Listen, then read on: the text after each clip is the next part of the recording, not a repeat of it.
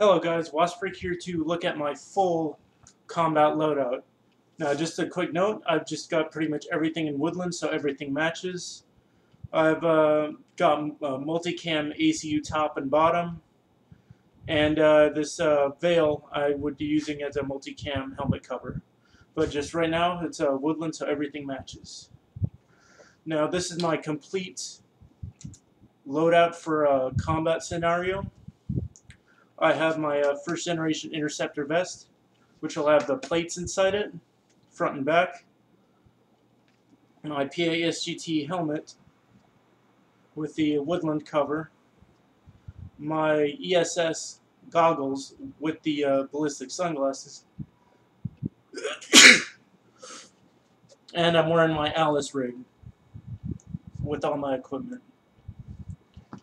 Now just what I've got on my Alice rig, I have 2 SAW magazine pouches right here, and in each of those pouches I can carry up to 4 of the SKS 30 round magazines, plus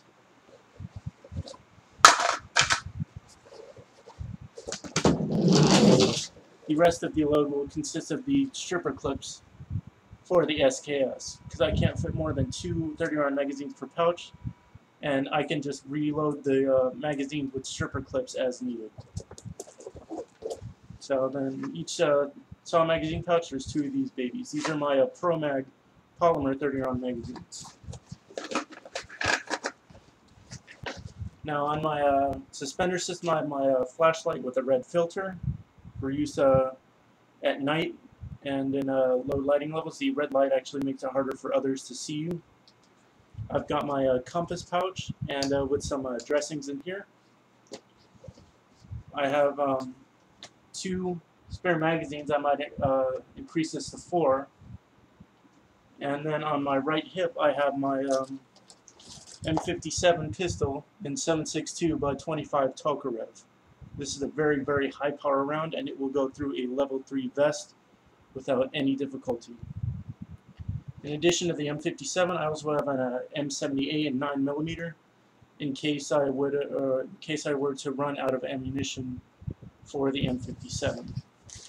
And it goes inside this old M12 holster right here. Pretty snug fit. And then I have a canteen with the NVC cap. I've just got the 1-quart canteen right now, but maybe look and upgrade to the 2-quart canteens. And also I have, like shown in my previous videos, this Camelback Adapter, which is pretty nice. And my primary rifle is this baby right here. This is a Yugoslavian M59/66. I've got the 30 round magazine on it. I removed the internal magazine so I can install these. Got on there pretty nice. The only disadvantage with these is you actually have to take your finger off the trigger in order to change the magazines, but I might get a magazine release extension. So it's pretty nice. And also for my M59/66, I got this Picatinny rail mount so I can put my aim point. So it's just the only bad thing is now I have to get a metal file and actually file down the front portion of this rail mount because it's slightly too long to fit into the action on my Yugo. So and I was debating on whether or not to get one of those folding stocks or composite stocks. But according to the manufacturers, you have to remove the bayonet in order to be able to use those stocks, and that's not something I'm willing to give up because it's always handy to have a little bit of steel on the end of your rifle. So there's that.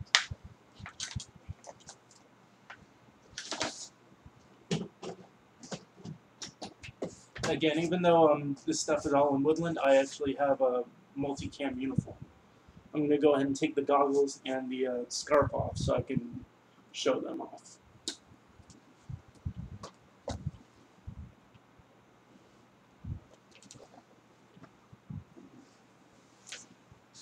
Oh, that's much better.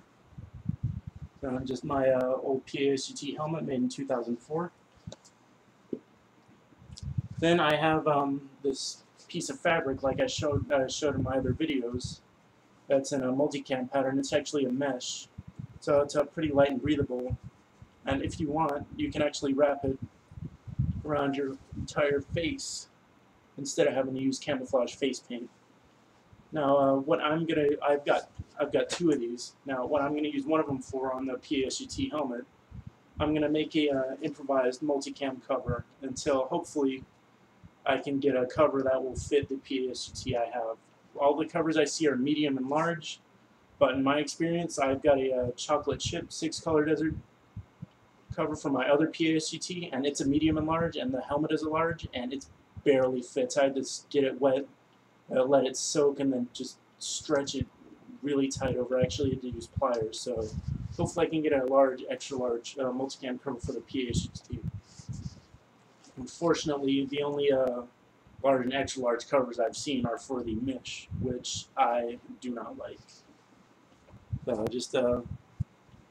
This is actually listed on eBay as a sniper veil. It's pretty cheap, and it's worth checking out. So, and then like in my other videos, I have my ESS goggles. This is my black pair, and inside I have my military issue sunglasses. So I don't have to worry about getting several different pairs of goggles, one with a tinted lens and ones without. And then the sunglasses themselves have a ballistic rating, so those would actually be fine to wear on their own. That's very nice. So, and then just like in my other video of my Hatch tactical gloves, the forest green really works good with the woodland.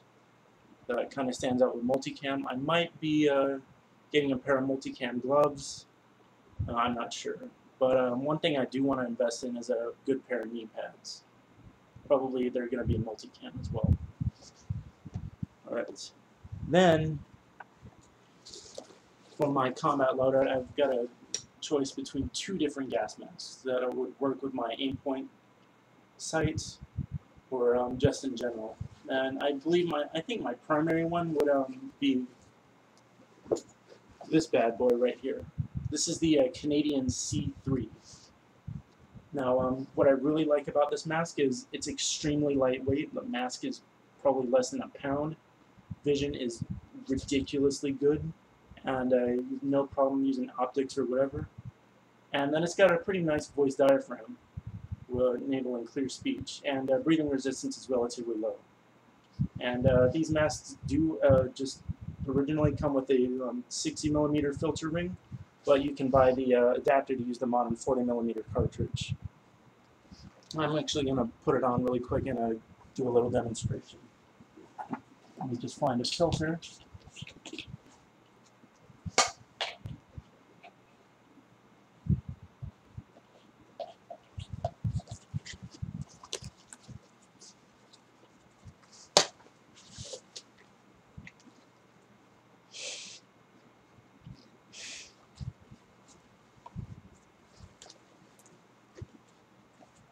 Right, and this is the Canadian C3. And this is probably my favorite mask. And it doesn't have a drinking tube, but that's a minor issue. And I believe you can get ballistic outserts that screw into it, so it's not too bad. It's extremely lightweight, extremely comfortable. Vision is excellent. And, you actually probably wouldn't even notice this was on compared to something like an M40 or an M17 or just other different type of gas masks. You really feel like you're actually wearing a gas mask. But this one, it's just so lightweight and comfortable. It's just, the comfort level is outstanding. And then a plus with this is I can wear it with my PASUT helmet or any other helmet. So that's definitely an advantage to have. The only disadvantage is lack of a drinking tube and then ballistic outserts for lenses. But I believe you can get outserts that screw on. And that's just very, very nice. And then my second option for gas masks is this right here. This is my MCU2A/P. Just left the filter on the C3 because I didn't feel like taking it off. For this one, I have the chemical protection hood, but right now it's not installed, just for demonstration purposes. Now this one has the tinted ballistic outsert. I'm probably going to get myself a clear ballistic outsert just for convenience. Let me go ahead and put this one on.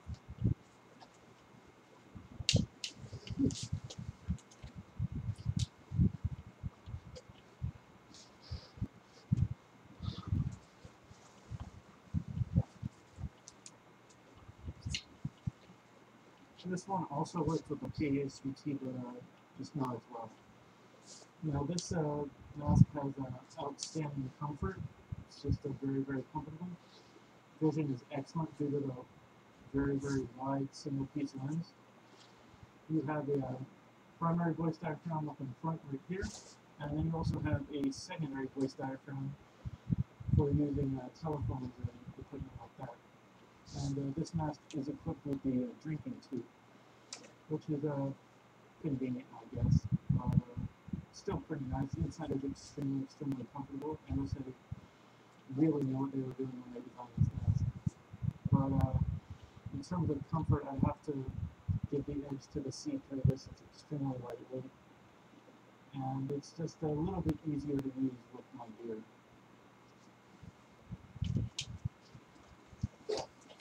And for my chemical suit, God forbid I ever had to use one, I'd probably stick with my East German chemical suit. I use my U.S. manufactured chemical protective gloves.